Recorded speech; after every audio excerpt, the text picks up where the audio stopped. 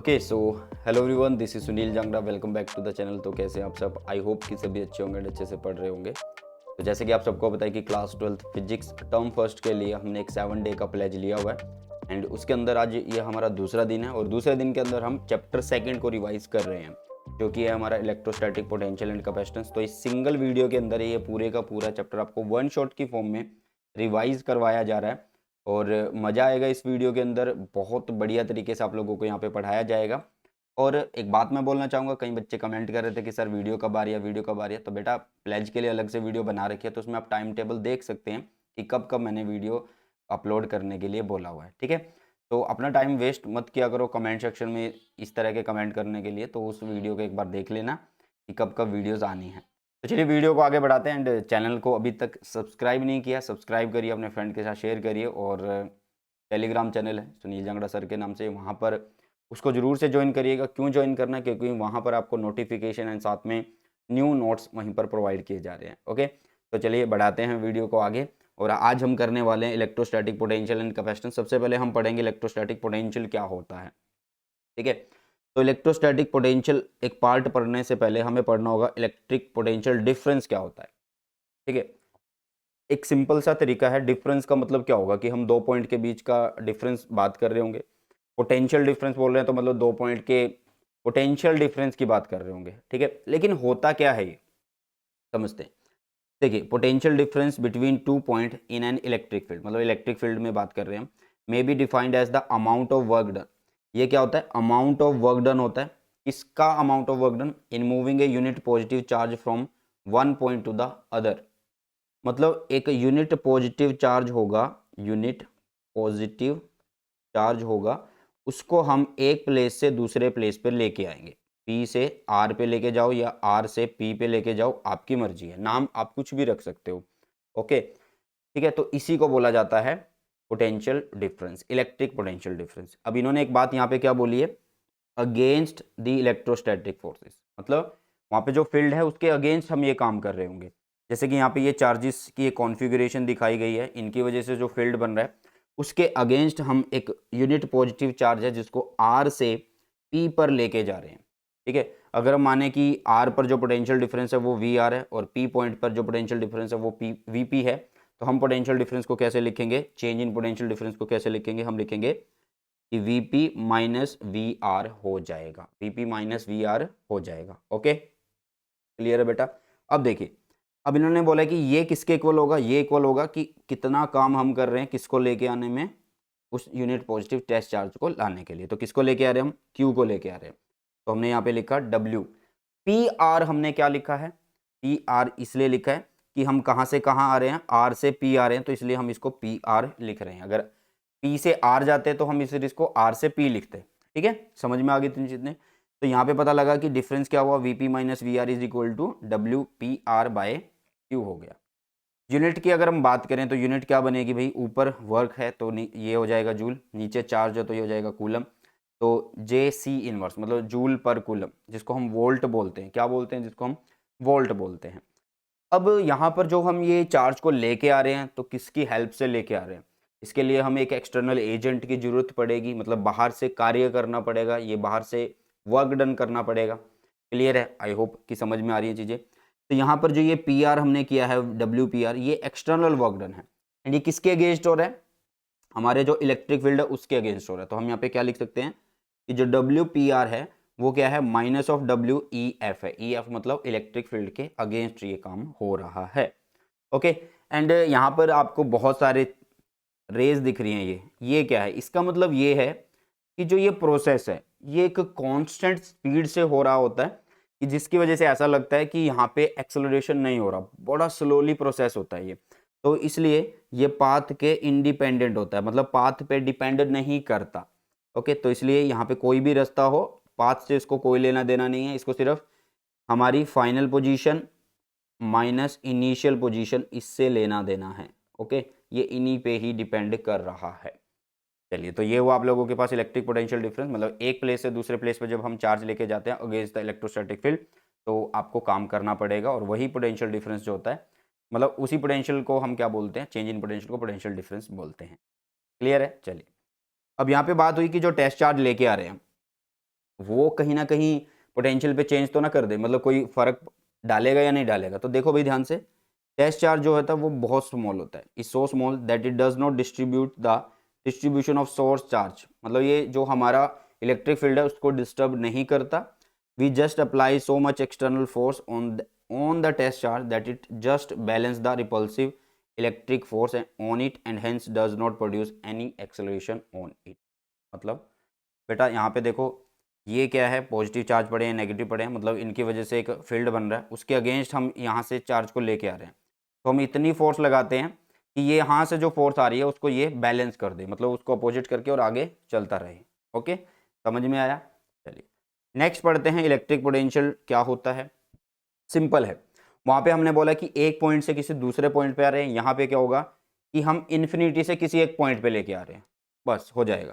तो electric potential at any point in electric field is the amount of work done in moving a unit positive charge from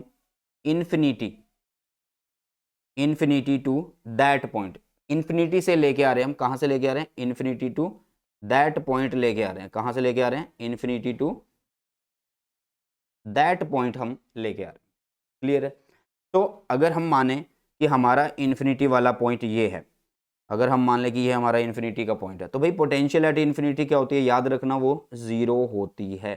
कितनी होती है? Zero. तो ये हो गया जीरो, तो मतलब Vp minus zero is equal to W by R, मतलब potential is equal to W by sorry R नहीं, W by Q, W by Q, मतलब potential is equal to work done upon test charge. Simple है। चलिए, कोई ज़्यादा difference नहीं था इसमें, सिर्फ क्या था इसमें, यह था कि इन्फिनिटी से किसी एक दूसरे पॉइंट पे आ रहे हैं। तो यहाँ पे हमने बोल भी दिया कि वी आर जीरो हो गया, तो उसकी हेल्प से आपको मिल रहा है V is equal to V P W by Q, और तो बोल दो W by Q. Same unit है, वर्क डन है तो ऊपर जूल, नीचे है चार्ज तो कूलम, नीचे चार्ज है तो वो कूलम आप लोग। चलिए नेक्स्ट आता है आप लोगों के पास potential due to a point charge क्या होता है। मतलब एक चार्ज रखा हुआ है जिसको हम बोल रहे हैं कि सोर्स चार्ज है, जैसे कि आप लोगों के पास ये एक चार्ज है जिसको हम बोल रहे हैं सोर्स चार्ज। ये क्या है? सोर्स चार्ज है। इस सोर्स चार्ज की वजह से हम किसी भी पॉइंट पर, मान लीजिए हमने बोला कि मतलब इसकी वजह से कोई भी एक पोटेंशियल निकाल रहे हैं, अभी के लिए हम सिर्फ किसी पॉइंट पे बात कर रहे हैं, ठीक है, और इसके बाद हम एक्सियल इक्वेटोरियल अलग से करने वाले हैं इसी में ही। तो सबसे पहले हम क्या करेंगे, यहाँ पर एक चार्ज लेंगे Q, और इसकी वजह से हम पोटेंशियल निकाल रहे हैं। तो वो कैसे निकालेंगे? हमने बोला ना कि भाई इन्फिनिटी से हम चार्ज को लेके आएंगे, एक यूनिट पॉजिटिव टेस्ट चार्ज को।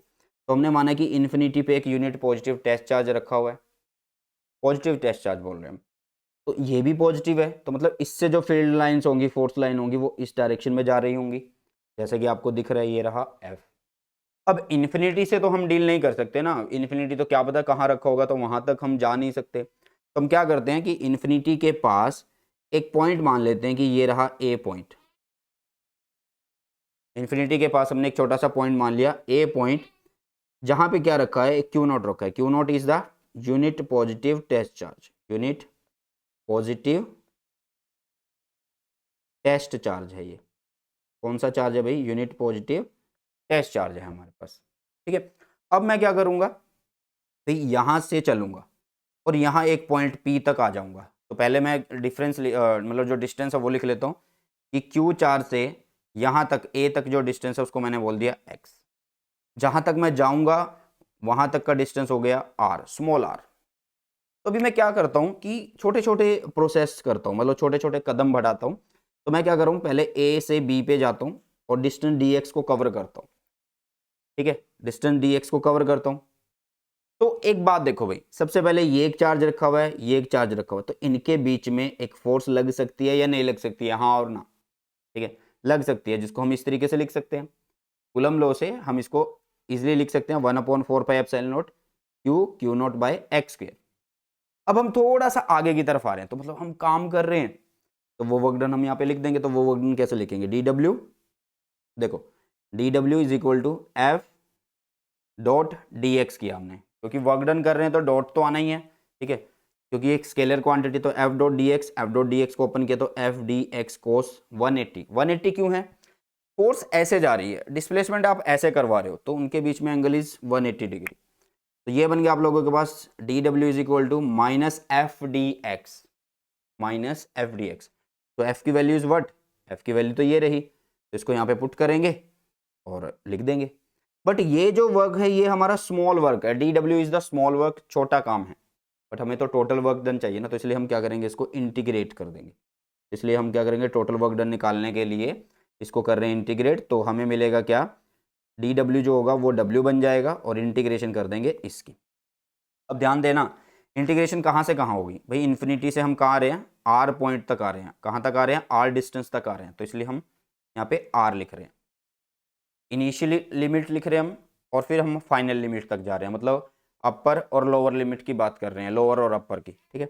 तो एफ की वैल्यू रखी, ये हो गई, और इसके बाद देखो जिसके साथ डी है उसी की, मतलब जिसके साथ स्मॉल डी है उसी की ही इंटीग्रेशन होनी है, तो यहाँ पे डी एक्स के साथ है तो यही चेंज हो रहा है, वैसे भी बाकी सारी चीज़ें कांस्टेंट है तो बाकी बाहर आई।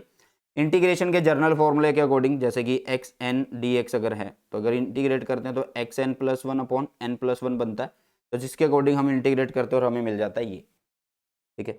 जैसे हमें ये मिला तो हम क्या करेंगे, अपर लिमिट और लोअर लिमिट को ओपन कर देंगे। तो देखो हमने किया, यहाँ पे ये आ गया W is equal to Q not upon 4 pi epsilon not 1 upon R upper limit minus 1 upon infinity जो कि लोअर लिमिट है, तो समथिंग अपॉन इन्फिनिटी और नॉट डिफाइंड जीरो आप कुछ भी बोल सकते हैं, तो यहाँ पे ये जीरो हुआ, तो बचा सिर्फ ये, क्या बचा सिर्फ आप लोगों के पास, ये बचा। बट ये कौन है, ये W है, हमें तो V निकालना है ना, जो V क्या होता है, W बाई क्यू नॉट होता है, जिस चार्ज को लेके आ रहे हैं। तो जैसे हमने वो किया W बाई क्यू नॉट, तो हमें मिल गया दिस, कि V इज इक्वल टू क्या है, Q upon 4 pi epsilon naught R है।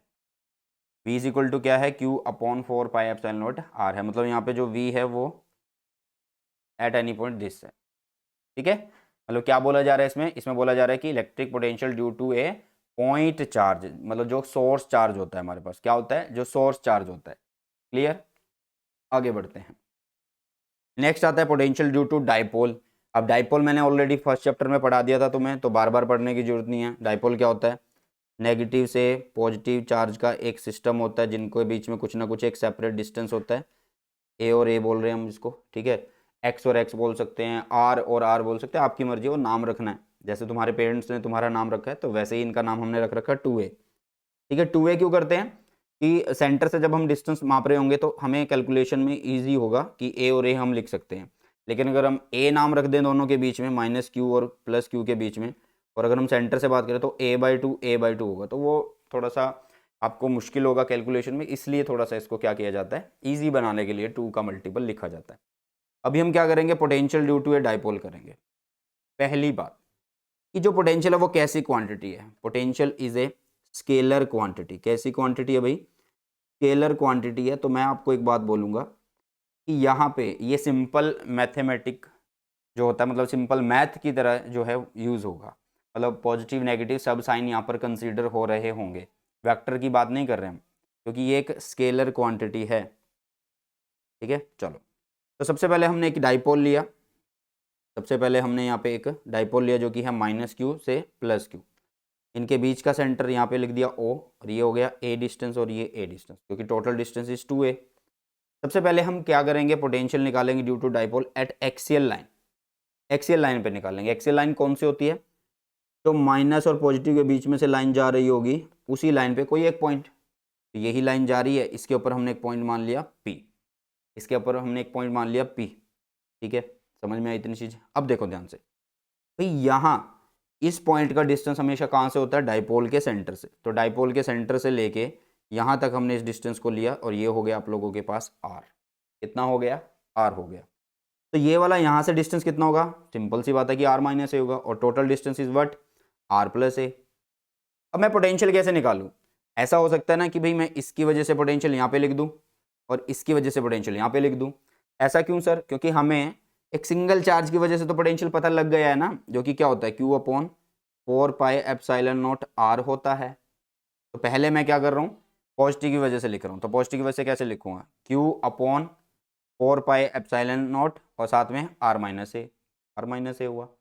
फिर मैं यहाँ से लेके यहाँ तक का लिखूंगा, तो वो क्या होगा, माइनस, क्योंकि ये एक स्केलर क्वांटिटी है, तो minus Q upon 4 pi epsilon naught R plus A. अब यहाँ पे टोटल पोटेंशियल निकालना है, एक तो इसकी वजह से और एक इसकी वजह से, दोनों को ऐड कर दो। तो मैंने दोनों को ऐड किया, ऐड करते ही जैसे इनको लिखा, लिखने के बाद सिर्फ क्या कर रहे हैं हम, सिंपल मैथ की फॉर्म में Q upon 4 pi epsilon not को बाहर ले रहे हैं, अंदर जो बच रहा है उसका एलसीएम ले रहे हैं और उसको सोल्व कर रहे हैं और ये बच जाएगा आप लोगों के पास। एंड यहाँ पे आके हम Q इंटू 2a जो है तो P लिख रहे हैं, जो कि डाइपोल मोमेंट होती है, जो कि मैंने पहले बताया हुआ है तुम्हें। तो ये हो गया Q इंटू 2a जो कि बन गया P। एंड जो 1 अपॉन 4 पाई एप्सिलॉन नॉट उसको मैंने रख दिया K, तो यहाँ पे आ गया K और नीचे हो गया R square minus A square. Clear है बच्चा? तो ये होता है आप लोगों के पास एक्सियल। ओके बेटा, तो ये इस तरीके से आप एक्सियल पे आपने निकाल लिया, ठीक है। लेकिन शॉर्ट डाइपोल के लिए क्या होगा, शॉर्ट डाइपोल मैंने लास्ट टाइम भी समझाया था कि डाइपोल जो हो वो छोटा हो जाए, कि डाइपोल इतने की बजाय इतना हो जाए, इतना सा हो जाए। तो ये वाला डिस्टेंस कितना है, ये तो बड़ा ही है, मतलब यहाँ पे जो आर है वो बहुत बड़ा हो जाएगा किसके कंपैरिजन में, ए के कंपैरिजन में, क्योंकि हमने डाइपोल को शॉर्ट किया है, तो इसका मतलब जो ए है वो तो बहुत ज़्यादा छोटा हो रहा है। तो यहाँ पे बन जाएगा ए खत्म और रह जाएगा क्या, रह जाएगा सिर्फ के पी बाय आर स्क्वायर आप लोगों के पास रह जाएगा। आई होप कि समझ में आ गई हैं चीज़ें। चलिए अब आगे बढ़ते हैं। नेक्स्ट आता है आप लोगों के पास क्या, potential due to dipole at a point on equatorial line. Equatorial line क्या होता है पहले इसको समझते हैं। सबसे पहले हमने डाइपोल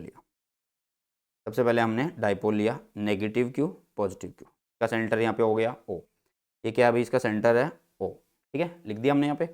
अब इसके बाद इस सेंटर से, मतलब इस डाइपोल के सेंटर से परपेंडिकुलर एक डिस्टेंस आपको लेना है और वो परपेंडिकुलर डिस्टेंस आपने यहाँ पे ले लिया। इस पॉइंट, इस लाइन को ही बोला जाता है इक्वेटोरियल लाइन, मतलब वो लाइन जिसको परपेंडिकुलरली मतलब दो इक्वल पार्ट में डिवाइड करती है, मतलब परपेंडिकुलर बाइसेक्टर आप बोल सकते हो। तो इस पॉइंट पे, इस लाइन पे कोई एक पॉइंट, तो हमने इसको मान लिया P। तो यहाँ पे पोटेंशियल निकालनी है। सबसे पहली बात कि जो पॉइंट हमने माना है उसका डिस्टेंस हमेशा कहाँ से लेना है, डाइपोल के सेंटर से, तो वो कितना है R है और ये है A, तो ये कितना बन जाएगा, according to Pythagoras theorem it will be R square plus A square under root. समझ रहे हो ना, इस तरीके से इधर। अब सिंपल है, मैं इसको बिना मतलब आगे करे सीधा बोल दूंगा कि पोटेंशियल जो होगा वो जीरो होगा। क्यों होगा, देखो भाई ये माइनस क्यू का चार्ज है, ये प्लस क्यू का चार्ज है, इसका यहाँ तक डिस्टेंस सेम है, इसका यहाँ से यहाँ तक डिस्टेंस सेम है।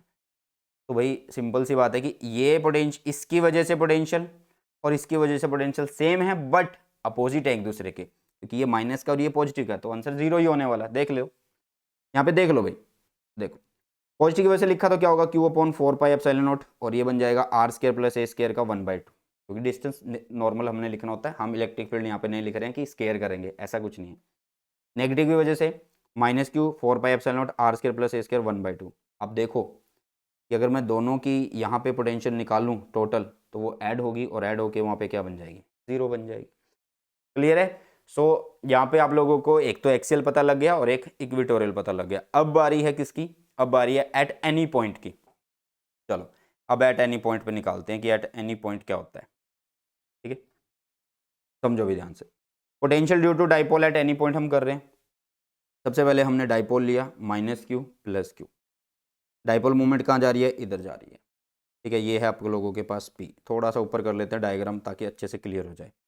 तो ये रहा माइनस क्यू, ये रहा पॉजिटिव और यहाँ से डाइपोल मूवमेंट जा रही है इधर, जिसको हमने बोला P। इन दोनों के बीच में जो डिस्टेंस है वो है 2a, मतलब ये A है और ये A है, ठीक है।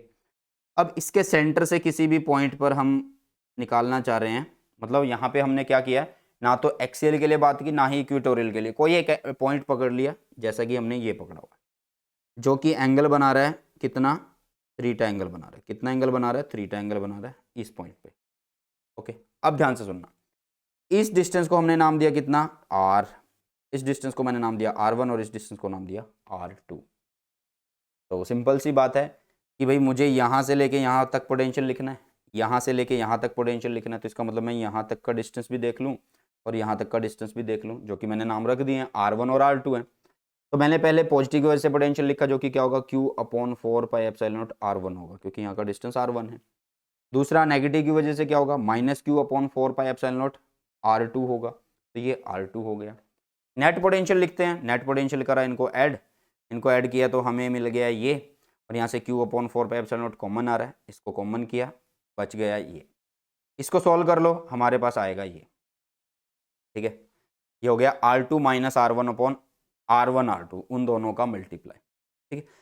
बेटा जो ये R1 और R2 होता है, जो ये R1 और R2 होता है, ये लगभग क्या होते हैं कि हम मान लेते हैं कि एक दूसरे के इक्वल है। क्यों मान लेते हैं? अगर इफ द पॉइंट P जो है lies far away from the dipole, मतलब ये जो पॉइंट P है अगर बहुत ज़्यादा दूर लाई कर रहा है, बहुत ज़्यादा दूर अगर लाई कर रहा है किससे? डाइपोल से, तो जो ये R1 और R2 है वो इक्वल ही हमें दिखते हैं, मतलब R1 R2 हमें एक जैसे लगते हैं।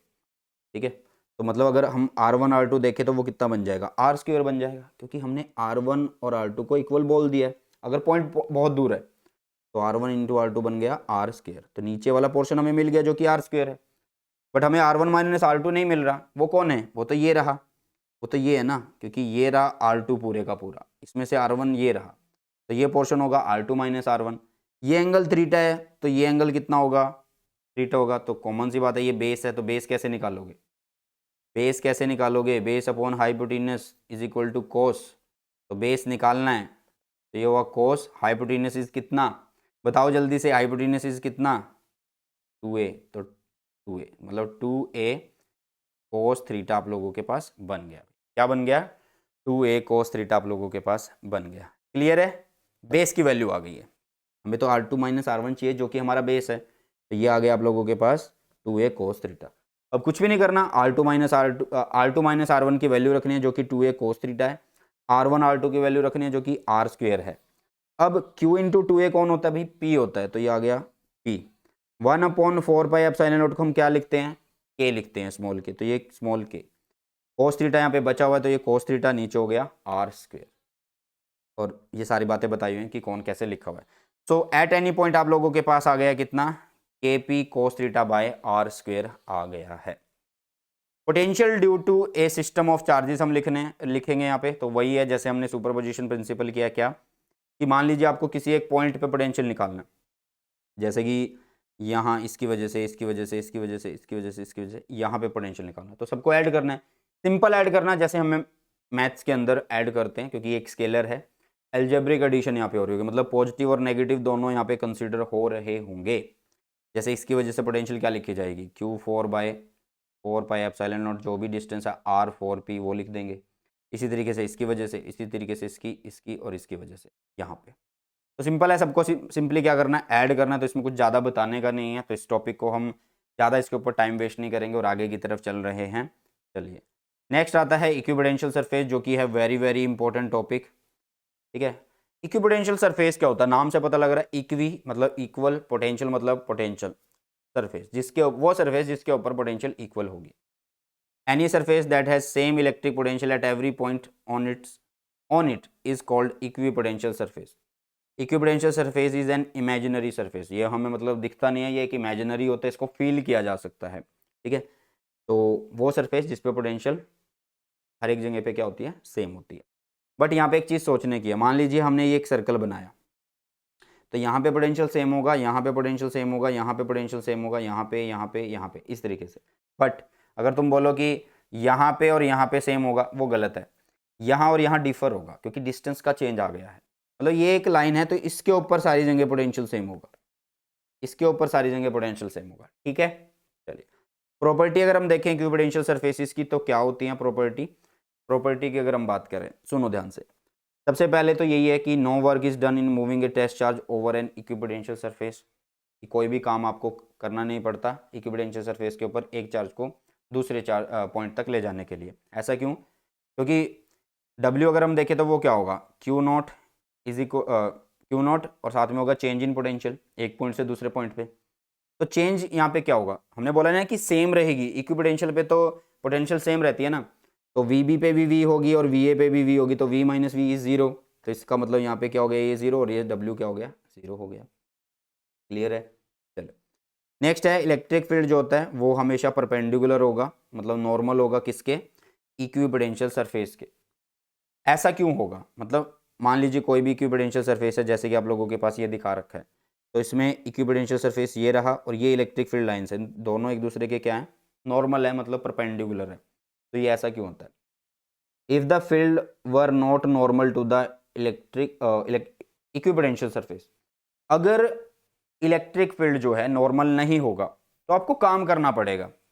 It would have a non zero component along the surface, इसके सरफेस के पास एक नॉन जीरो कंपोनेंट होगा, मतलब इस तरीके से कोई ना कोई एक कंपोनेंट होगा, ठीक है। तो इसकी वजह से क्या करना होगा, काम करना होगा। तो to move a test charge against the this component a work would have to be done, but work done तो जीरो होता है।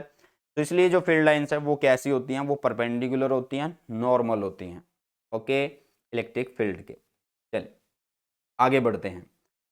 नेक्स्ट प्रॉपर्टी क्या कहती है कि equipotential surface are close in the region of strong field and farther apart in the region of weak field, मतलब जहाँ पे फील्ड ज़्यादा होगा वहाँ पे ये बिल्कुल पास होता है, मतलब इक्विपोटेंशियल सरफेस, और जहाँ पे फील्ड स्ट्रॉन्ग नहीं होता, लूज होता है, मतलब वीक होता है, तो वहाँ पे थोड़ा सा ये दूर दूर बनते हैं। समझ में आ रहा है? जैसा कि यहाँ पे देखिए, जैसे कि आप यहाँ पे देख सकते हैं, ये देखिएगा यहाँ पे ये जो सरफेस बने हुए हैं, ये इक्विपोटेंशियल सरफेस है, ये क्लोज है, ये थोड़ा और डिस्टेंस पे, ये और दूर जाके है, ठीक है। समझ में आ रही है इतनी चीज़ें? इसको थोड़ा सा छोटा कर लेते हैं ताकि ये ज़्यादा हो गया, इतना ठीक है।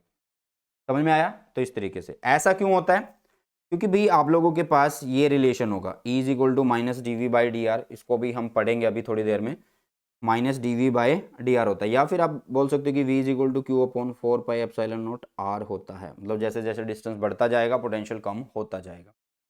आगे देखिए नेक्स्ट प्रॉपर्टी है, no two equipotential surface can intersect each other, दो इक्विपोटेंशियल सरफेस एक दूसरे को इंटरसेक्ट नहीं कर सकते, because at the point of intersection there will be two value of electric potential, यहाँ पे दो वैल्यू हमें मिल रही होंगी एक ही पॉइंट पे, जैसे इलेक्ट्रिक फील्ड में, इलेक्ट्रिक फील्ड लाइन में एक ही पॉइंट से हमें दो इलेक्ट्रिक फील्ड की डायरेक्शन मिलती है, जो कि पॉसिबल नहीं होती है, तो विच इज इम्पॉसिबल, ठीक है। तो यहाँ पे शेप दी हुई है भाई आप लोगों को, पॉइंट चार्ज के लिए इस तरीके का बनता है सर्कुलर, और ये हमारी इक्विपोटेंशियल सरफेस है फॉर यूनिफॉर्म इलेक्ट्रिक फील्ड, जो कि आप रेक्टेंगुलर भी बोल सकते हैं, प्लेन की फॉर्म में बोल सकते हैं, और ये नेगेटिव चार्ज, ये पॉजिटिव चार्ज की वजह से है, और ये नेगेटिव और पॉजिटिव दोनों चार्जेस की वजह से है।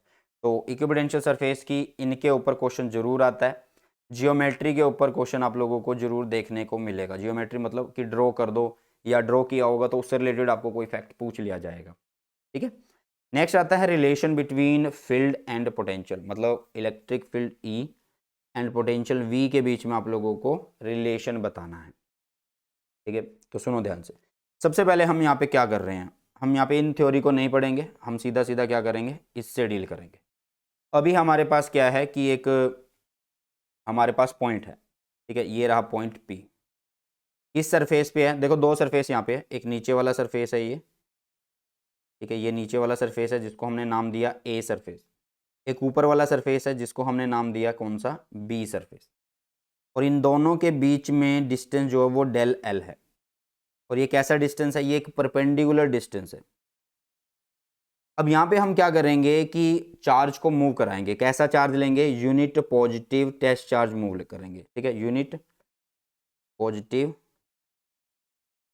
टेस्ट चार्ज, कहाँ से कहाँ, बी से, मतलब इस सरफेस से इधर की तरफ हम एक चार्ज लेके आएंगे, ठीक है, लिखा भी हुआ देखो, a unit positive charge is moved along this perpendicular from the surface B to surface A against the electric static field, ठीक है, मतलब इससे फील्ड निकल रहा है, इस फील्ड के अगेंस्ट हम इस पॉइंट को इस चार्ज को लेके आ रहे हैं। तो आप क्या कर रहे हो, काम कर रहे हो, और मतलब छोटे छोटे डिस्टेंस के बाद, मतलब हमने सबसे पहले क्या सीखा था कि हम छोटे वर्क डन को निकालेंगे और उसको इंटीग्रेट कर देंगे, तो वही कि हमने छोटा वर्क डन उठाया, DW लिखा, क्या होगा, F एक्सटर्नली हम कर रहे हैं जो कि डॉट DL होगा, डॉट DL को ओपन किया, एक्सटर्नल क्या होता है, वो माइनस होता है किसके, इलेक्ट्रिक फील्ड के, कि आप जो फोर्स बाहर से लगा रहे हो वो इलेक्ट्रिक फील्ड के अगेंस्ट तो लगा रहे हो, इसलिए वो माइनस आप लिख सकते हो, लिख दिया, यहाँ पे आ जाएगा क्या, ये minus minus F external dot DL, and F को कैसे लिखते हैं, Q नॉट E लिख सकते हैं, मतलब क्यों, क्योंकि F बाई Q नॉट था जिसको हम E लिखते हैं, तो E क्या होगा, सॉरी F क्या होगा, Q नॉट E बन जाएगा, तो वही चीज़ हमने यहाँ पे की है, तो Q not E dot L, L मतलब स्मॉल लेंथ जो कि DL है। अब यहाँ पे देखो भाई, इस Q नॉट को मैं इसके नीचे कर देता हूँ, work is a scalar quantity, charge is a scalar quantity, तो स्केलर को स्केलर के नीचे कर दिया, तो ये बन गया हमारे पास क्या, चेंज इन पोटेंशियल, तो change in potential is equal to हो गया minus dot DL, E dot DL, ये हो गया रिलेशन। ये कब का केस है? जब ये यूनिफॉर्म इलेक्ट्रिक फील्ड है। कब का केस है ये? जब ये यूनिफॉर्म इलेक्ट्रिक फील्ड है। अब बात ये हुई कि ये जो नेगेटिव है यहाँ पे, ये क्या शो कर रहा है? देखो बेटा, ये नेगेटिव है और ये डेल वी है, मतलब कि डेल वी की वैल्यू क्या होगी? नेगेटिव होगी। नेगेटिव मतलब नेगेटिव यहाँ पे क्या शो कर रहा है कि जो पोटेंशियल होगा वो ऑलवेज डिक्रीज होगा in the direction of electric field. Decrease in the direction of electric field. ठीक है, समझ में आई चीजें? अब बात आती है कि अगर नॉन यूनिफॉर्म फील्ड हो जाता फिर क्या करते हैं?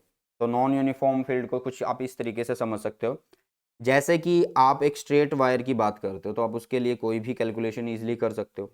ठीक है, लेकिन अगर आप लोगों के पास एक सर्कल आ जाए तो फिर आप क्या करते हो? तो हम ऐसा करते हैं कि उस सर्कल का एक पार्ट इतना छोटा सा काट लेते हैं कि जो पार्ट हमने कट किया है वो बिल्कुल एक स्ट्रेट लाइन की तरह है। किसकी तरह है? वो एक बिल्कुल स्ट्रेट लाइन की तरह है। ये क्लियर है बात? हाँ, तो उस स्ट्रेट लाइन को फिर हम जोड़ देते हैं। तो मतलब यहाँ पे वही काम करेंगे कि जो हमें यहाँ पे फॉर्मूला मिला है उसको हम क्या कर देंगे? बस इंटीग्रेट कर देंगे, और बहुत छोटे छोटे पार्ट, तो इसलिए हम इसको डीएल लिख देते हैं। डेल एल की जगह डीएल लिख देते हैं। तो ये बन गया v is equal to integration, जहाँ से भी जा रहे होंगे और जिस पॉइंट पे जा रहे होंगे वो कर देंगे, माइनस बाहर आ जाएगा E dot D L. Clear है? तो ये होता आप लोगों के पास भाई relation between potential and electric field, और एक रिलेशन हमारे पास ये होता है। तो इन्हीं से रिलेटेड हमारे पास क्वेश्चन भी आते हैं। क्वेश्चन के लिए अलग से सीरीज बोली हुई है कि जैसे ही हमारी ये प्लेज खत्म होगी तो आपको क्वेश्चन भी करवा दिए जाएंगे। ठीक है, चलिए नेक्स्ट आता है potential energy of A system of charges. ठीक है, मतलब अब आप लोगों को पोटेंशियल एनर्जी बतानी है जब सिस्टम है कोई एक चार्जेस का। मतलब सिस्टम कब बनता है? जब हम एक से ज़्यादा होते हैं या एक से ज़्यादा हमारे पास कोई चीज़ होती है तो वो एक सिस्टम कहलाता है। जैसे मैं इस स्टूडियो में बैठ के आप लोगों के लिए वीडियोस बना रहा हूँ, तो मैं इसको स्टूडियो क्यों बोल रहा हूँ? मैं इसको यहाँ पे इसलिए बोल रहा हूँ कि मेरे पास यहाँ पे सामने लैपी है, यहाँ पे मैं आईपैड से काम कर रहा हूँ, इधर माइक है, उधर कुछ भी रिंग लाइट रखी हुई है। ठीक है, डिजिटल बोर्ड तो चलो नहीं है, ग्रीन स्क्रीन लगाई हुई है, तब मैं तुम्हें कुछ इस तरीके से दिख पा रहा हूँ। तो मैंने एक ये सिस्टम बनाया हुआ है। अगर मैं सिर्फ एक सिंपल ये एप्पल पेंसिल लेके बैठ जाऊँ तो ये एक सिस्टम नहीं है। ओके, समझ रहे हो ना चीज़ों को? तो सिस्टम कब होगा? जब एक से ज़्यादा चार्ज होंगे।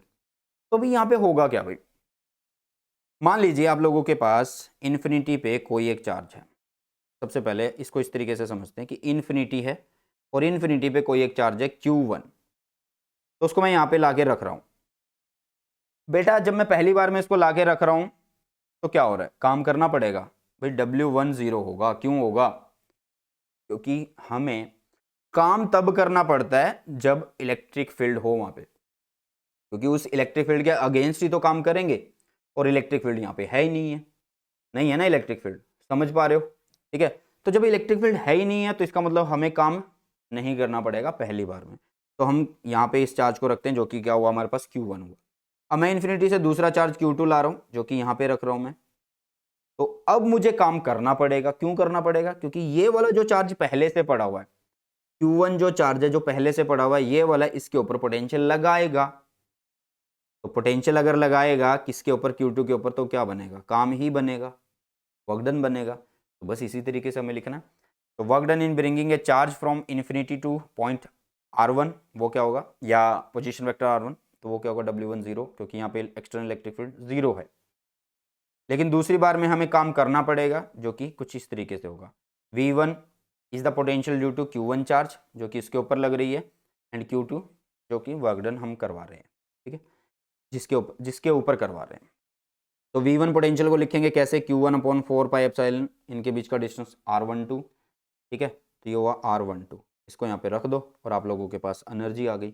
तो यही एनर्जी होती है आप लोगों के पास उस सिस्टम की। ठीक है, this work done get stored in the form of potential energy, जो कि हम U की तरह लिखते हैं, मतलब इसको U से शो करते हैं, जो कि क्या होगा? Q1/Q2/4πε0 R1 R2 होगा। क्लियर है बेटा? नेक्स्ट अगर हमारे पास तीन चार्जेस आ जाए तो तीन चार्जेस के लिए तो वही सिंपल है। पहले हम एक चार्ज लेके आ रहे हैं तो कोई भी काम नहीं करना पड़ रहा। ठीक है, बट उसके बाद दूसरा लेके आ रहे हैं तो फिर काम करना पड़ेगा। तो इसको हम सिंपल तरीके से लिख सकते हैं कैसे? कि इनके बीच की पोटेंशियल एनर्जी लिख दो, क्योंकि हमें दो का तो पता लग गया है ना। दो के बीच का कैसे लिखते हैं? इस तरीके से लिखते हैं। फिर दो के बीच का कैसे लिखेंगे? इस तरीके से लिखेंगे। फिर इन दो के बीच की पोटेंशियल एनर्जी इस तरीके से लिखेंगे। सिंपल है, इन दोनों को ऐड कर देंगे। ठीक है, लेकिन अगर हमारे पास एन के लिए आ जाए, या इस तरीके से समझ लो कि अगर एन को अभी छोड़ो, पहले हम एक्सटर्नल फील्ड समझ लेते हैं कि अगर हमारे पास पोटेंशियल एनर्जी आ जाए और उसमें एक्सटर्नल फील्ड भी हो, एक्सटर्नल फील्ड पहले से है, यहाँ पे फील्ड पहले से नहीं था, एक्सटर्नल फील्ड यहाँ पे 0 था, ठीक है। चलो अब देखते हैं, अगर भैया हमारे पास अब पोटेंशियल एनर्जी हमें निकालनी है जब एक्सटर्नल इलेक्ट्रिक फील्ड प्रेजेंट है, तो इसका मतलब क्या होगा? इसका मतलब ये होगा जो पहला काम हम कर रहे थे W10 वाला, वो अब 0 नहीं होगा। क्यों? क्योंकि एक्सटर्नल फील्ड की वजह से स्टार्टिंग में ही पोटेंशियल लग रही होगी, जिसके अगेंस्ट हमें काम करना है, उसकी वजह से फोर्स लाइंस आ रही हैं जिसके अगेंस्ट हमें काम करना है, तो मतलब पहला वर्क डन हमें करना पड़ेगा।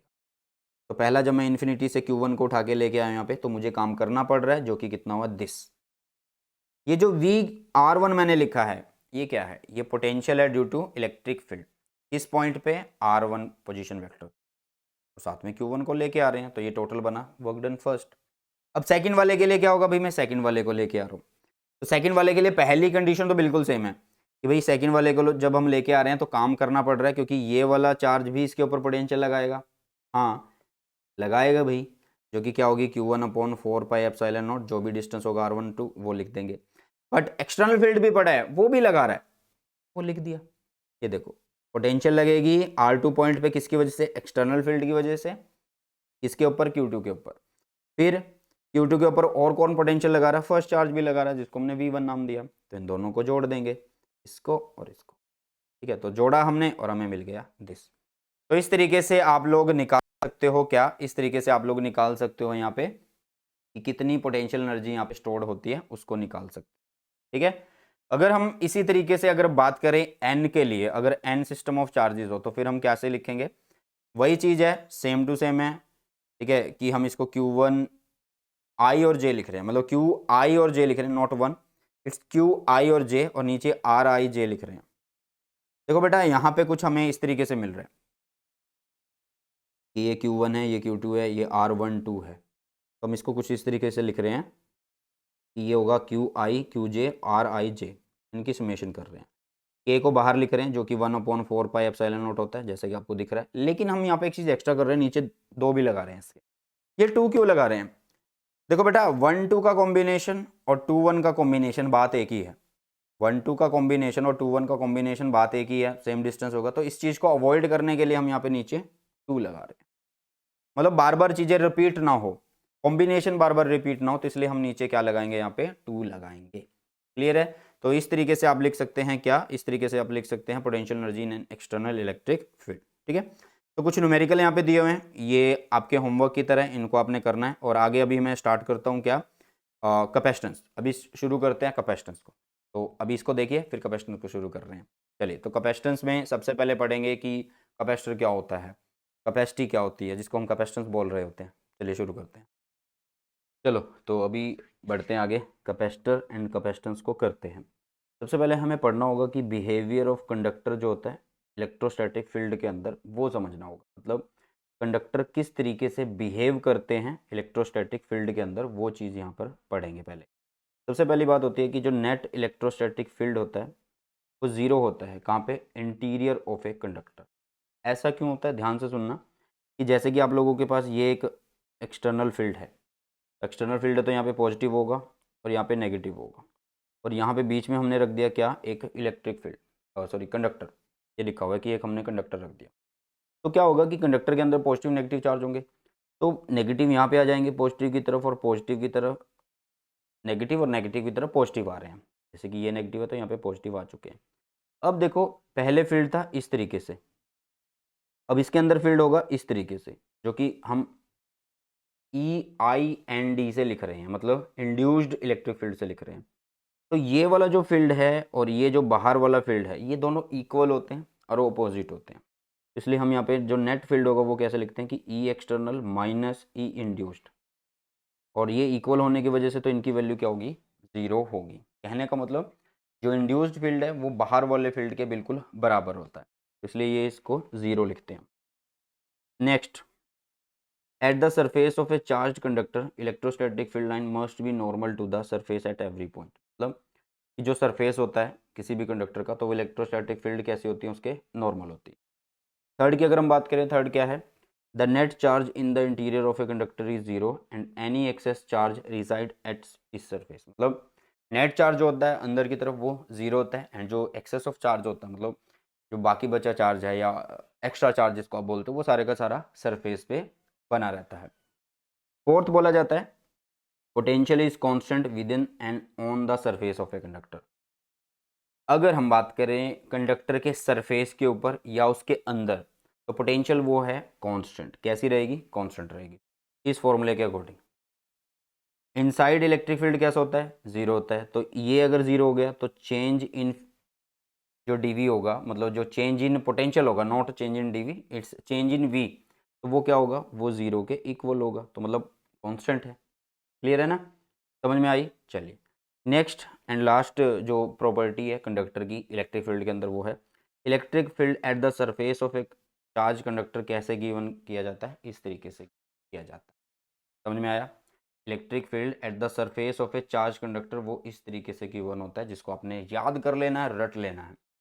Sigma is the surface charge density and epsilon not is the absolute not permeability आता है आपका मैग्नेटिक फील्ड के अंदर। चलिए नेक्स्ट आता है इलेक्ट्रोस्टैटिक शील्डिंग क्या होता है। देखो इलेक्ट्रोस्टैटिक शील्डिंग कुछ खास चीज़ नहीं है, और सिलेबस में सिर्फ उतनी ही हमें पढ़नी है जितनी हमारे काम की है। तो यहाँ पर देखो क्या है, the phenomena of making a region free from any electric field. मतलब हम क्या कर रहे हैं, एक रीजन को फ्री कर रहे हैं इससे, किसी भी एक इलेक्ट्रिक फील्ड से।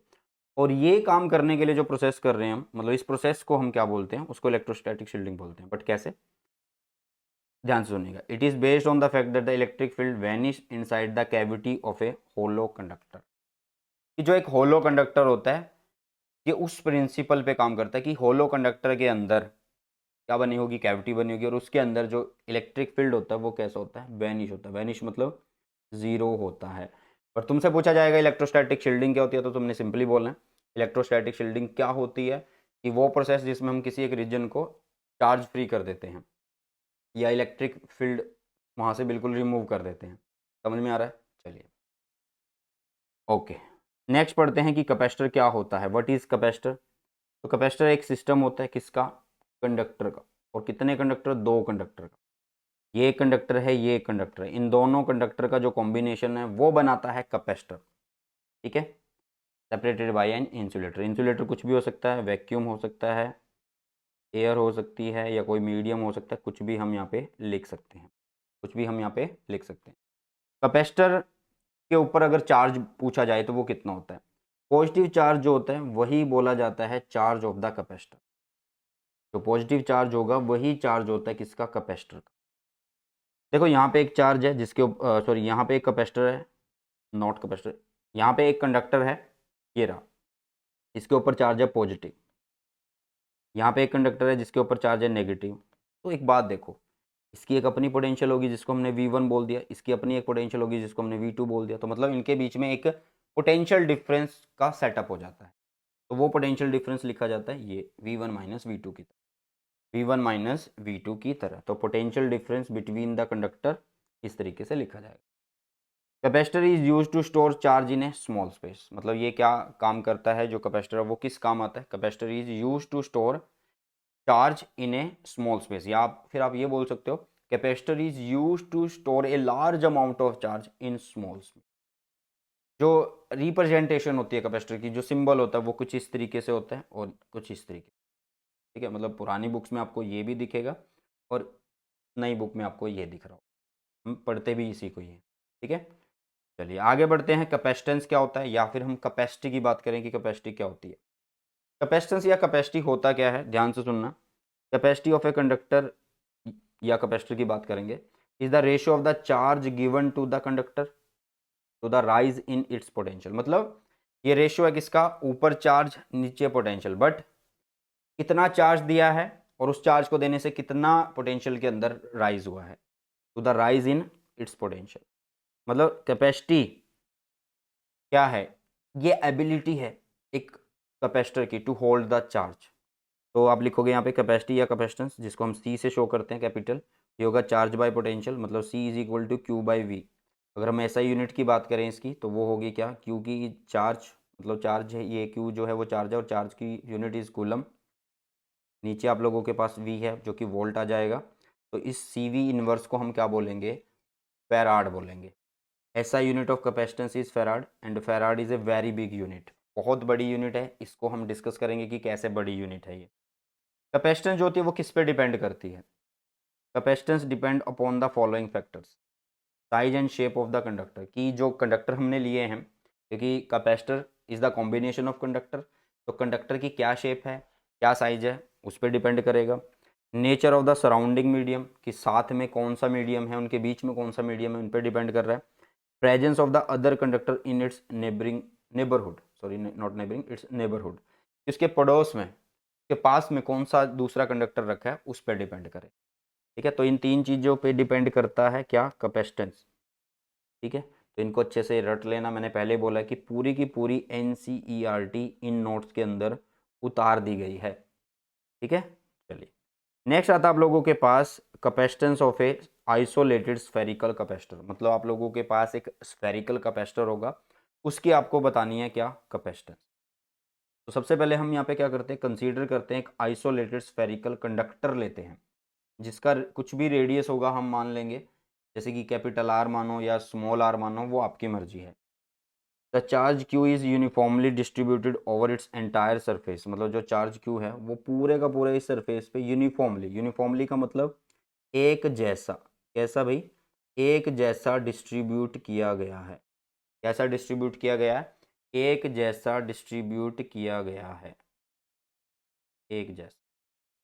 ठीक है, समझ में आई चीज़ें। चलो अब सुनो भी ध्यान, अब सुनो ध्यान से। और ये जो चार्ज डिस्ट्रीब्यूट किया हुआ है वो सारा कंसंट्रेट कहाँ पे हो रहा है, मतलब जो एक तरह से सेंटर ऑफ चार्ज बोल सकते हैं, वो क्या हो रहा है, concentrated at the centre of the sphere, मतलब इस स्फीयर के सेंटर पे ये पूरे का पूरा चार्ज कंसंट्रेटेड है। ठीक है, चलिए तो हमने ये पूरे का नाम क्या दिया हुआ है, क्यू नाम दिया हुआ है। अब एक बात देखो भाई, इसका रेडियस अगर आर है, इसका रेडियस अगर आर है स्फीयर का, तो हम पोटेंशियल कैसे लिख सकते हैं, तो हम लिखेंगे क्यू अपॉन 4πε0 आर। आर क्या है, जहाँ तक रेडियस है, जहाँ तक सरफेस है वहाँ तक या सेंटर तक हम लिख सकते हैं। The potential at any point on the surface of the spherical conductor will be, surface मतलब यहाँ से यहाँ तक डिस्टेंस आर मिल चुका है, तो सिंपल है, चार्ज लिखते हैं, 4πε0 आर लिखते हैं। कैपेसिटेंस को कैसे लिखेंगे, कैपेसिटेंस को लिखेंगे क्यू बाई वी से लिखेंगे। तो क्यू हमें पता ही है कि कितना है, क्यू है, मतलब नाम वही है और टोटल वही है। वी की बात कर रहे हैं तो वी कितना है, वी ये रहा, तो इसको रखा नीचे और 4πε0 आर चला गया ऊपर, तो मतलब यहाँ से हमें मिल गया C is equal to 4πε0 R, मतलब जो कैपेसिटेंस है वो उस स्फेरिकल कंडक्टर की रेडियस पे डिपेंड कर रही है। C directly proportional to the radius of conductor.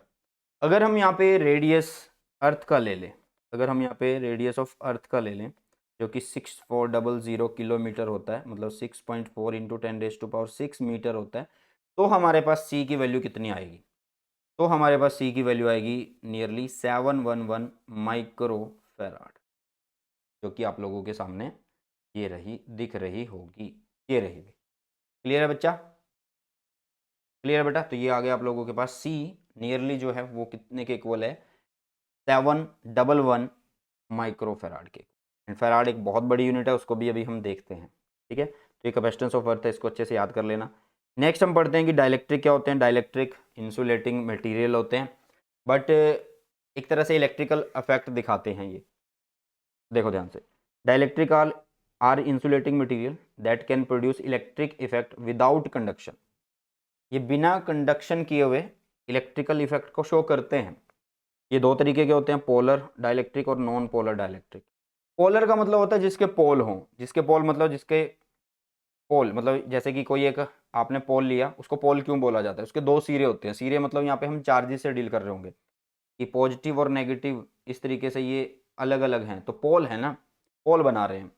ठीक है, the polar dielectric are made up of polar atom molecule in which the centre of positive charge does not coincide with the centre of negative charge, मतलब positive का centre और negative का centre एक दूसरे को coincide नहीं करेगा, cut नहीं करेगा, दूसरे के अंदर लाई नहीं करेगा, तो वो होते हैं पोलर डाइलेक्ट्रिक। कौन कौन से एग्जाम्पल, H2O, CO2, NH3, ये सब चीज़।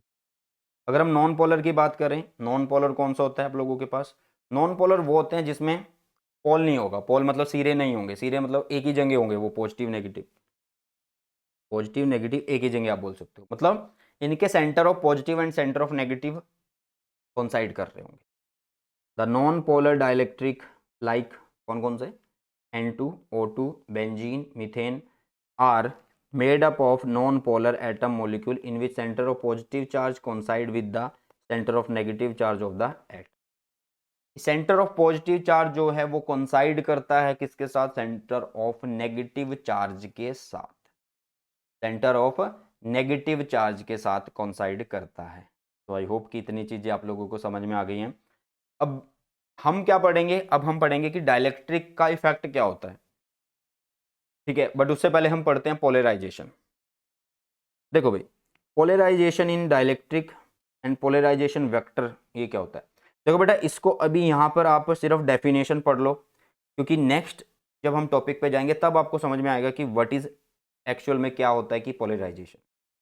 देखो, पोलराइजेशन का मतलब क्या है? When A dielectric material is placed in an electric field, जब इसको किसी एक डाइलेक्ट्रिक को किसी इलेक्ट्रिक फील्ड में रखा जाता है तो dipole movement appears in any volume in it, ठीक है।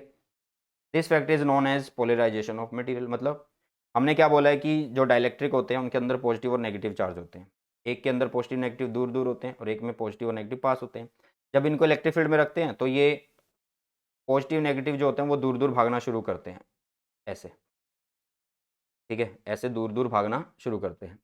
अब ये दूर दूर भागना शुरू कर रहे हैं तो इसका मतलब क्या है? तो भाई चार्ज पोलराइज्ड हो रहे हैं, तो यही होता है पोलराइजेशन। पोलराइजेशन वेक्टर की अगर हम बात करें, सुनो ध्यान से, it is defined as the dipole movement. अब सुनो ध्यान से कि पॉजिटिव और नेगेटिव के दूर जाने से क्या बन रहा है? यहाँ पे पॉजिटिव और नेगेटिव के दूर जाने से डाइपोल मूवमेंट ही तो बन रही है।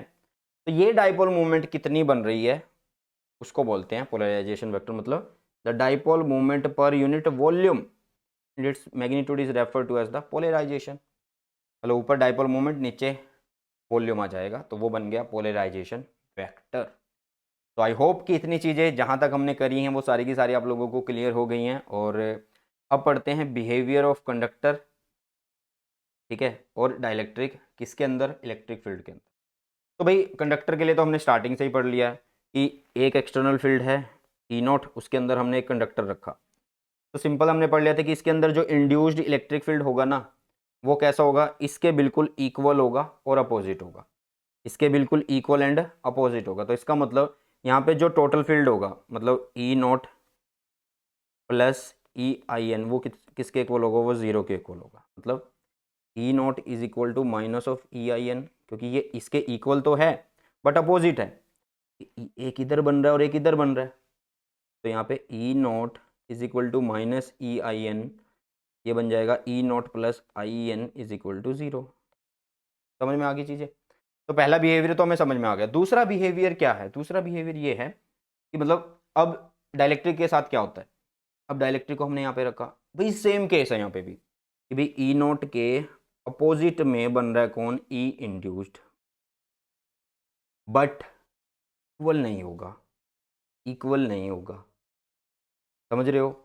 यहाँ पे क्या था? ई इंड्यूस्ड इक्वल था, बट यहाँ पे इक्वल नहीं होगा। तो इक्वल नहीं है तो इसका मतलब E naught is not equal to E induced, इसका मतलब E naught plus E induced is not equal to zero.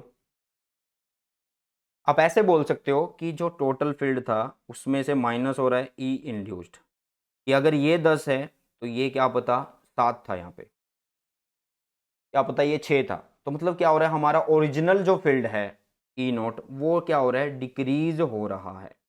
वो क्या हो रहा है? डिक्रीज हो रहा है। तो उसको डिक्रीज कैसे लिखेंगे? मतलब यहाँ पे जो नेट फील्ड है, जो हमारे पास यहाँ पे नेट इलेक्ट्रिक फील्ड है, वो कैसे लिखेंगे अब? तो नेट इलेक्ट्रिक फील्ड को हम कुछ इस तरीके से लिख सकते हैं कि जो हमारा मेन फील्ड है वो डिक्रीज हो गया किसी एक फैक्टर के से। इस के फैक्टर को हम क्या बोलते हैं? डाइलेक्ट्रिक कांस्टेंट बोलते हैं। इसको क्या बोलते हैं हम? डाइलेक्ट्रिक कांस्टेंट बोलते हैं। तो आई होप कि इतनी चीज़ें आप लोगों को समझ में आ गई हैं। क्लियर है बच्चा? चलिए, अब यहाँ पर एक चीज़ समझ में आ गई कि कंडक्टर के केस में जो नेट होगा वो जीरो हो जाएगा, बट यहाँ पे क्या होगा, डाइलेक्ट्रिक केस में हमारा जो मेन इलेक्ट्रिक फील्ड है वो डिक्रीज हो रहा होगा किसी एक के फैक्टर से। तो वो के फैक्टर कौन होता है, वो के फैक्टर होता है भाई डाइलेक्ट्रिक कांस्टेंट दिस। ये डाइलेक्ट्रिक कांस्टेंट क्या होता है कि ऊपर आप लोगों के पास आपका इलेक्ट्रिक फील्ड आएगा, ठीक है, और कुछ इस तरीके से बनाएंगे हम इसको। देखो, the ratio of the strength of the applied electric field to the strength of the reduced value of the electric field, but यहाँ पे हमने गलत लिख दिया इसको, यहाँ पे ई आना, ई ही आएगा भाई, ठीक है, यहाँ पे आएगा आप लोगों के पास ई। इसको बोला जाता है आप लोगों के पास डाइलेक्ट्रिक कांस्टेंट। समझ में आ रहा है बेटा, यहाँ पे ये गलती थी कि ई नोट बाय ई होगा यहाँ पे, ठीक है।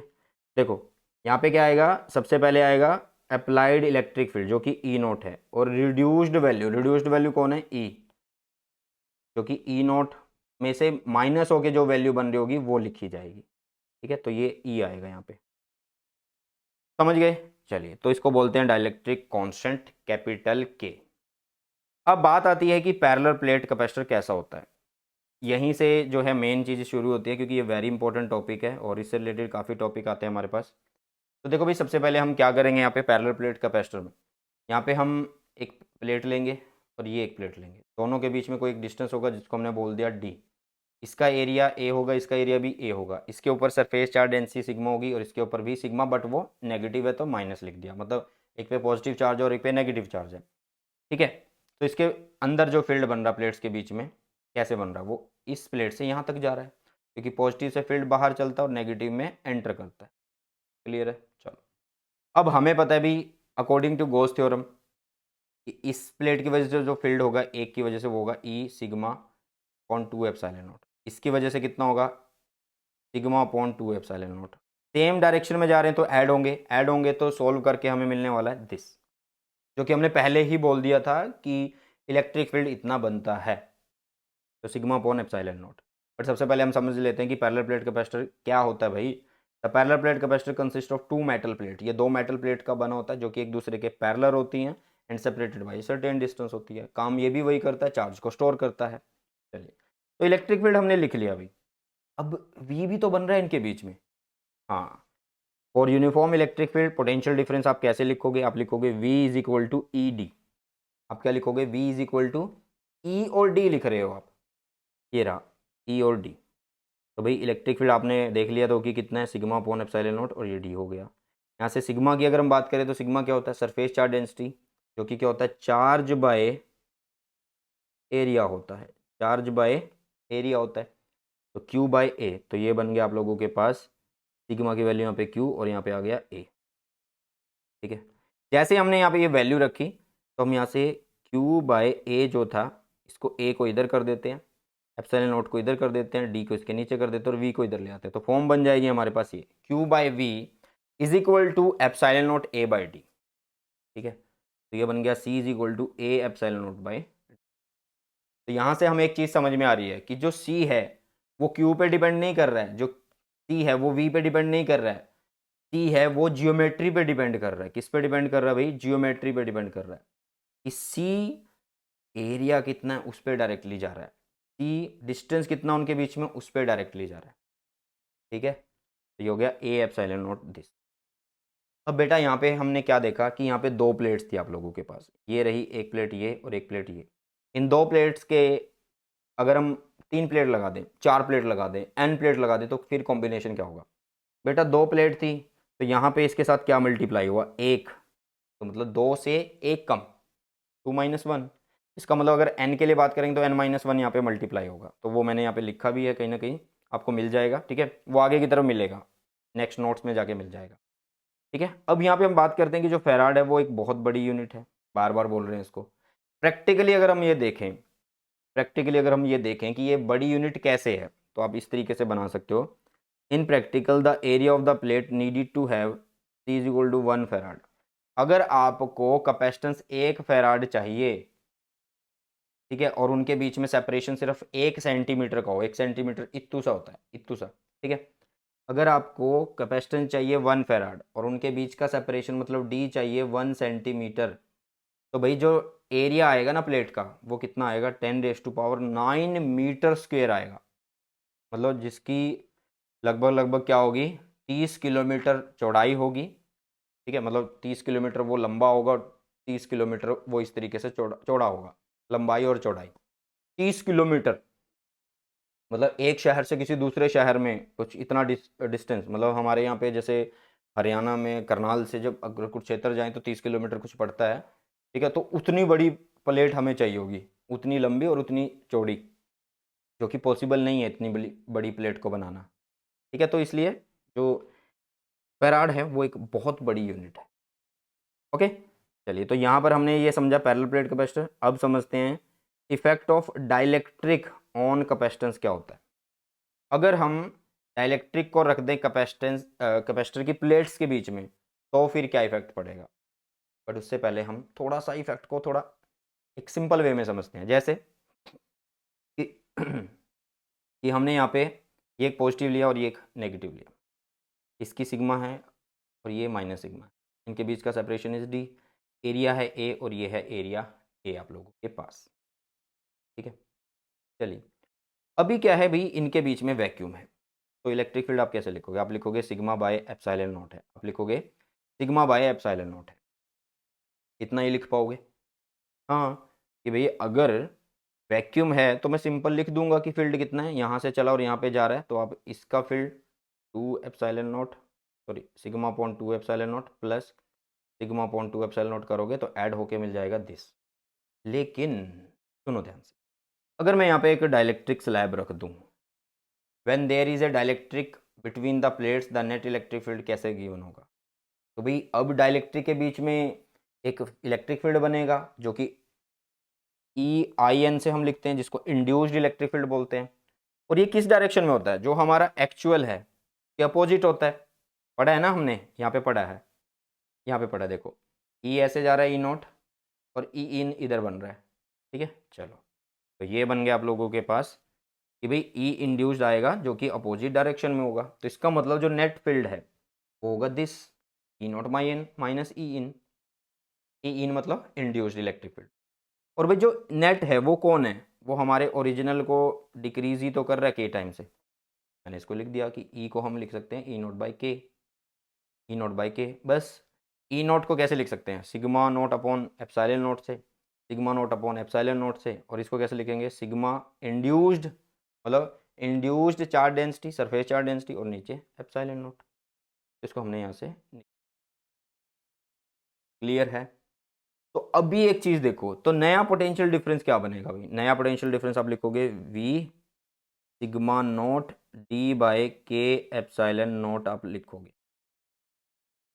ऐसा क्यों लिखा, ऐसा सिंपल तरीके से हमने लिखा कि v क्या होता है, e इंटू डी होता है। e की वैल्यू कितनी है, e की वैल्यू इज कितनी, सिग्मा नॉट, और साथ में यहाँ पे क्या है टी एप्सिलॉन नॉट। समझ में आ रही है चीज़ें। देखो, अगर हम लिखें v तो लिखोगे e इंटू डी, ई की वैल्यू इज कितनी, ई की वैल्यू इज सिग्मा, डी तो पहले से रखा हुआ है तो मतलब के एप्सिलॉन नॉट। बनी तो हुई है, यही तो बचा है हमारे पास, यही तो बचेगा ना अब। हाँ, तो अभी इसमें से देखो एक चीज़, सिग्मा नोट की वैल्यू कितनी है, सिग्मा नोट को कैसे लिखोगे, चार्ज बाय एरिया लिखोगे, यही तो लिखोगे। तो charge by area epsilon not D और के, ठीक है। तो इतना पोर्शन क्यू बाय वी करो और इतने पोर्शन को अलग कर लो। जैसे आपने ये पोर्शन अलग किया तो तुम्हें एक चीज़ दिख रही है यहाँ पे कि भाई ये वाला portion A epsilon naught by D, ये तो हमने लिखा हुआ है, ये रहा जब यहाँ पे वैक्यूम होता है, ये जब यहाँ पे वैक्यूम होता है तो बोलो उसको हमने नाम दे दिया सी नोट से। तो ये क्यू बाई वी कौन है, सी हम लिख रहे हैं, और इज इक्वल टू के, और ये हो गया सी नोट। तो आपके पास रिलेशन क्या आ रहा है, C is equal to C naught के आ रहा है। मतलब डाइलेक्ट्रिक स्लैब रखने से आपकी जो कैपेसिटेंस है वो के टाइम्स इंक्रीज हो रही है। डाइलेक्ट्रिक स्लैब रखने से आपकी कैपेसिटेंस इंक्रीज हो रही है। अब कई बच्चे सोचेंगे कि ये यूज़ कैसे किया। अरे भाई, जब तुमने डाइलेक्ट्रिक स्लैब रखी तो ही तो तुम्हें पता लग रहा है कि नेट आपका इलेक्ट्रिक फील्ड कितना है, वो नेट यही तो है कि भाई जो हमारा है एक्चुअल वो माइनस इंड्यूस्ड को कर दिया, बच गया है ये, यही तो हमारा इलेक्ट्रिक फील्ड था। इस साइड हम इलेक्ट्रिक फील्ड ही तो लिख रहे थे, ये इलेक्ट्रिक फील्ड है, ठीक है। तो मतलब कैपेसिटेंस रखने से, डाइलेक्ट्रिक रखने से कैपेसिटेंस आपकी के टाइम्स इंक्रीज हो जाती है। चलिए नेक्स्ट आता है भैया आप लोगों के पास कैपेसिटी ऑफ ए मतलब capacitance of A parallel plate capacitor with A dielectric slab. मतलब अब हम कैपेसिटेंस निकाल लेंगे कि कैपेसिटेंस कितनी आएगी जब हम डाइलेक्ट्रिक स्लैब को रखते हैं। तो सबसे पहले हमने यहाँ पे एक पॉजिटिव प्लेट ली, इधर नेगेटिव प्लेट ली, यहाँ पे एक डाइलेक्ट्रिक स्लैब रखी। पहली बात कि ये डाइलेक्ट्रिक स्लैब कैसी है, कितनी बड़ी है, तो ये पार्शली मैं लिख रहा हूँ अभी। पार्शली का मतलब पूरे के अंदर फिट नहीं है, कुछ पार्ट में फिट है, आधे पार्ट में या आधे से थोड़ा सा ज़्यादा, ऐसे भी बोल सकते हो, ठीक है। तो भाई पार्शली फिल्ड है तो कैपेसिटेंस स्टार्टिंग में कैसे लिखेंगे, टी नॉट, मतलब वैक्यूम के केस में कैसे लिखोगे, epsilon not a by D लिखोगे। हाँ, अब इलेक्ट्रिक फील्ड को कैसे लिखोगे, सिग्मा अपॉन एप्सिलॉन नॉट से लिखते हैं। एंड सिग्मा क्या होता है, क्यू बाई ए होता है। ए बन गया Q by A epsilon not. Vacuum का केस, पहला केस मैं कर रहा हूँ। अब मैंने क्या किया, डाइलेक्ट्रिक स्लैब को इंसर्ट करा दिया, और डाइलेक्ट्रिक स्लैब जो मैंने इंसर्ट कराई है उसकी जो थिकनेस है वो टी है, और टोटल इनके बीच का सेपरेशन डी है। तो मतलब यहाँ पे दो जगह मिल रही है हमें, क्या, एक खाली जगह है और एक ये भरी हुई जगह है। एक खाली जगह है और एक भरी हुई जगह है। अब सुनो भी ध्यान से, अब मैं V को कैसे लिखूंगा, V टोटल पोटेंशियल मैं कैसे लिखूंगा, खाली जगह की पोटेंशियल और भरी हुई जगह की पोटेंशियल। तो खाली जगह में पोटेंशियल कितनी है वो कैसे लिखेंगे, V को हमेशा लिखते हैं E और D करके। तो खाली जगह में फील्ड कितना है, E नॉट, कितनी है खाली जगह, D माइनस टी है खाली जगह, तो D माइनस टी। यहाँ पे अब कितना फील्ड बन रहा है भाई, ई इंड्यूस्ड को ई नॉट कम कर रहा है, मतलब ई नॉट को माइनस ई इंड्यूस्ड हो रहा है, तो इसके अंदर से जो फील्ड जा रहा होगा प्लेट के अंदर से वो ई होगा। सिंपल है ना, तो यहाँ पे फील्ड होगा ई, तो हम ई नॉट बाई के लिख सकते हैं। तो यहाँ पे इसको लिख दिया ई और T, E naught D minus T. E कौन है, E naught is E naught by K है, हमारा जो ओरिजिनल फील्ड है उसको के टाइम डिक्रीज कर रहा है, डाइलेक्ट्रिक इलेक्ट्रिक फील्ड कम हो रहा है ना। चलो, तो ये हुआ ई नॉट बाई के। तो भाई अब ई नॉट और ई नॉट कॉमन आ रहे तो बाहर आ गया, और जो चीज़ बची है उसको लिखा, ये हो गया। अब ई नॉट की वैल्यू कितनी है, ये रही ई नॉट की वैल्यू जो कि बनी Q upon A epsilon not, और यहाँ से हम क्यू बाई वी निकाल लेते हैं। तो क्यू बाई वी की फॉर्म हमारे पास बन गई ये, and Q by V is C, तो सी का फॉर्मूला आ गया हमारे पास दिस। हो गया या नहीं हो गया, तो A epsilon naught upon D minus T plus T by K, D minus T plus T by K, ये है इसका फॉर्मूला।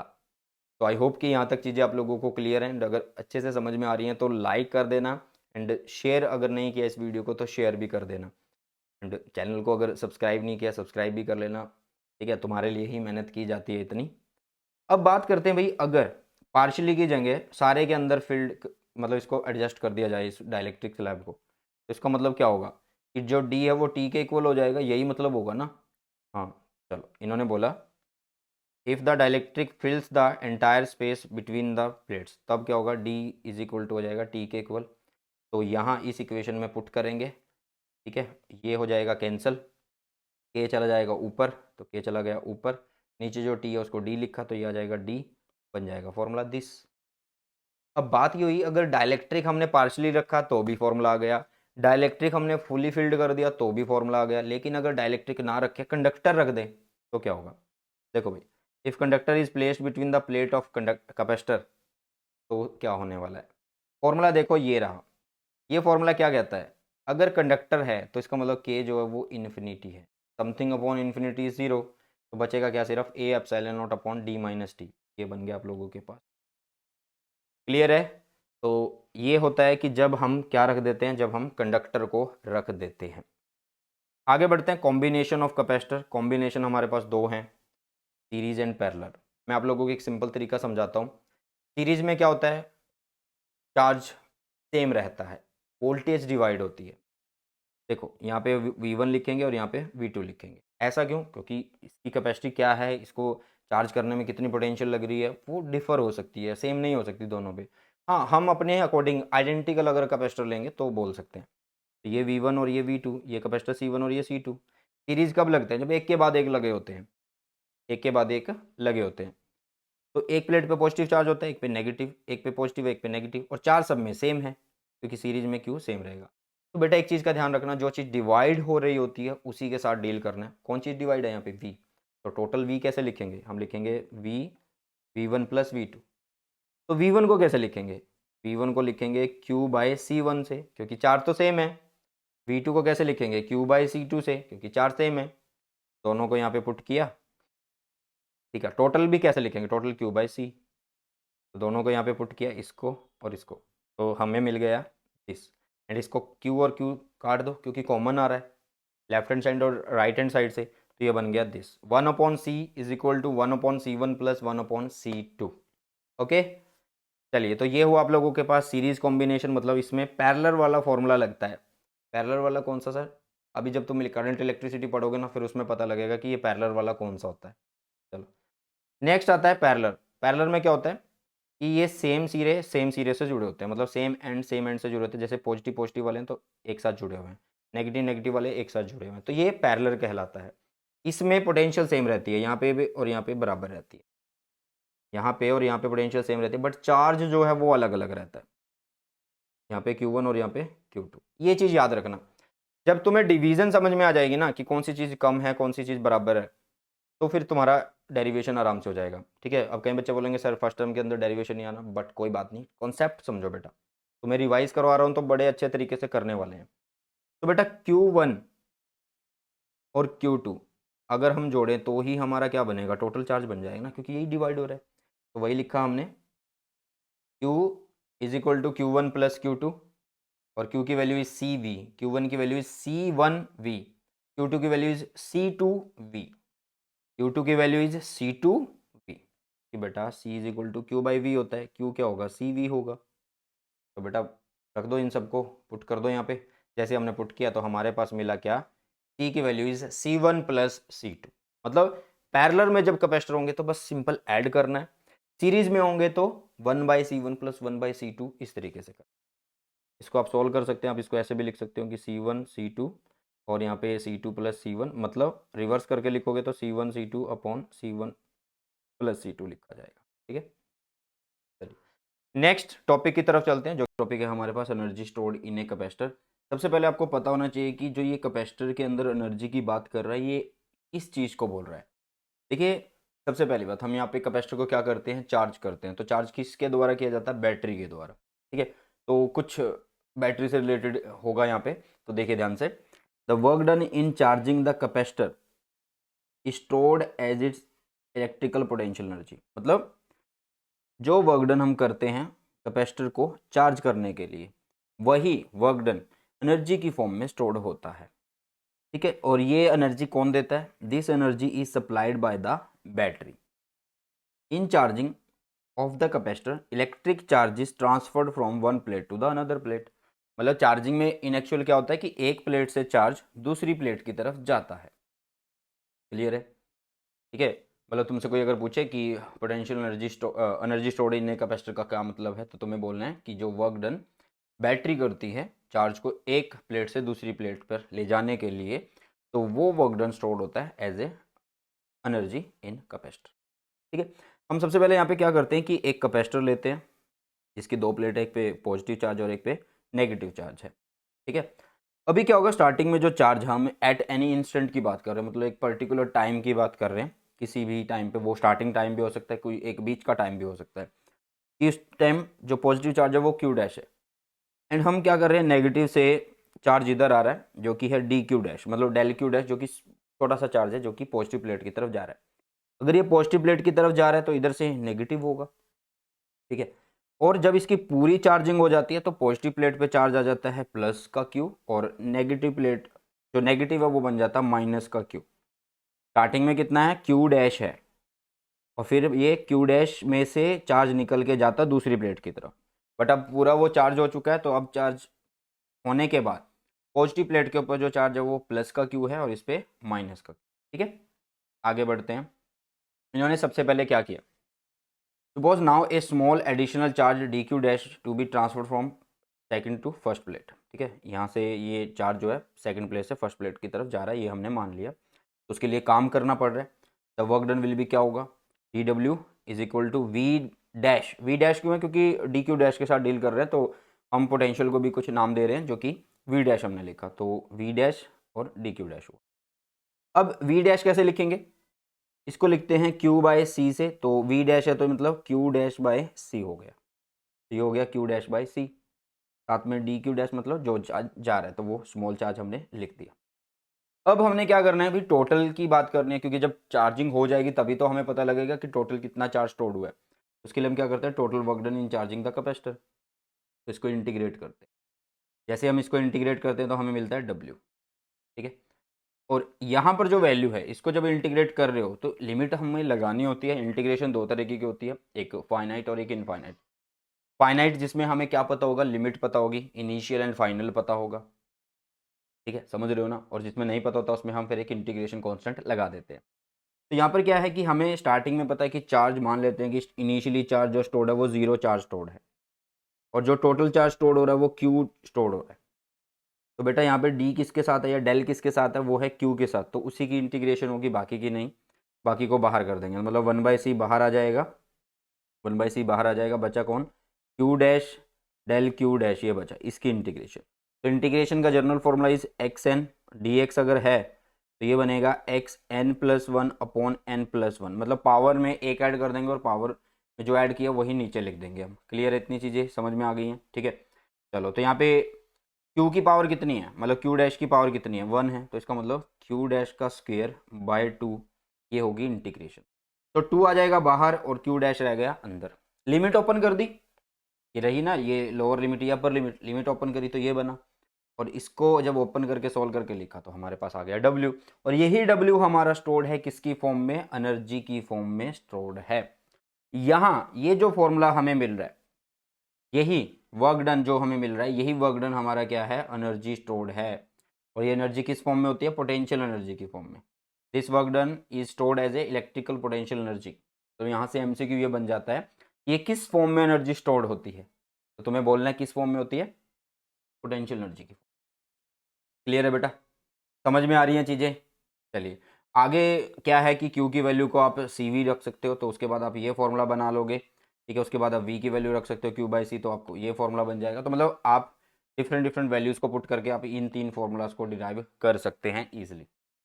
नेक्स्ट टॉपिक पे चलते हैं, जो कि NCERT में नहीं है, लेकिन टर्म फर्स्ट है, MCQ आने हैं, तो कुछ ना कुछ थोड़ी थोड़ी चीज़ें जो इंपॉर्टेंट है, मतलब छोटी छोटी चीज़ें वो छोड़नी नहीं है, उन्हें करना है ध्यान से। तो देखिएगा, अब है हमारे पास force between the plates of a capacitor.